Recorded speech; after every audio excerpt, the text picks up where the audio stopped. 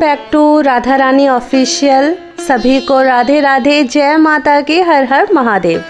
स्वागत है आप सभी का अपने चैनल राधा रानी ऑफिशियल में। आज की वीडियो में हम पुरुषोत्तम मास का 31वां अध्याय का श्रवण करेंगे। वीडियो को शुरू करने से पहले अगर आप सभी ने चैनल को सब्सक्राइब नहीं किया है तो सब्सक्राइब ज़रूर करें और बेल आइकन प्रेस करें। 31वां अध्याय।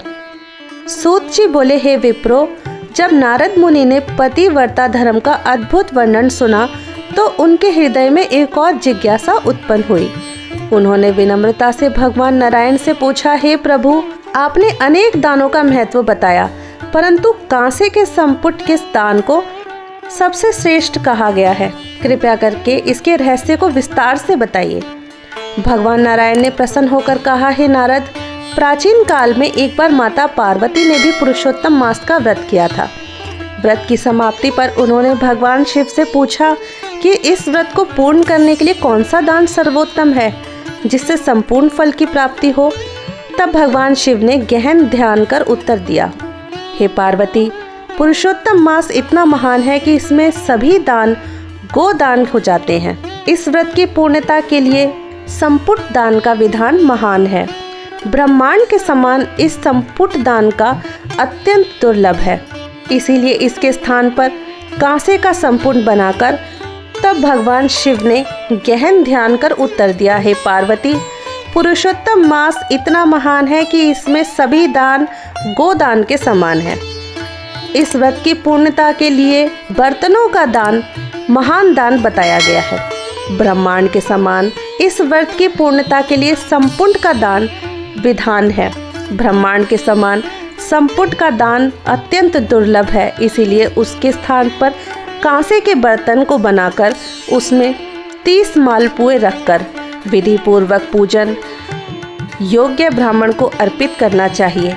यदि सामर्थ्य हो तो ऐसे 30 बर्तनों का दान करना उत्तम माना गया है। भगवान शिव के वचनों को सुनकर माता पार्वती अत्यंत प्रसन्न हुई और उन्होंने श्रद्धा पूर्वक वही दान कर अपने व्रत को पूर्ण किया। ये कथा सुनकर नारद मुनि का हृदय भक्ति से भर उठा। उन्होंने कहा, हे प्रभु, अब मुझे पूर्ण विश्वास हो गया है कि पुरुषोत्तम मास सभी साधनों में श्रेष्ठ है। केवल इसका श्रवण मनुष्य के पापों का नाश कर देता है। जो श्रद्धा विधि से इसका पालन करता है उसके पुण्य का तो वर्णन ही नहीं किया जा सकता।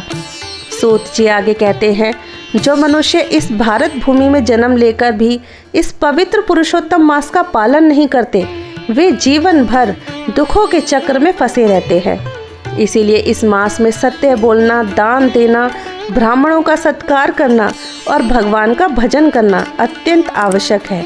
इस मास में विशेष रूप से भगवान श्री कृष्ण का ध्यान और पूजन करना चाहिए। श्याम वर्ण पीताम्बरधारी मुरलीधर राधिका सहित पुरुषोत्तम भगवान का स्मरण करने से मनुष्य के सभी कष्ट दूर हो जाते हैं।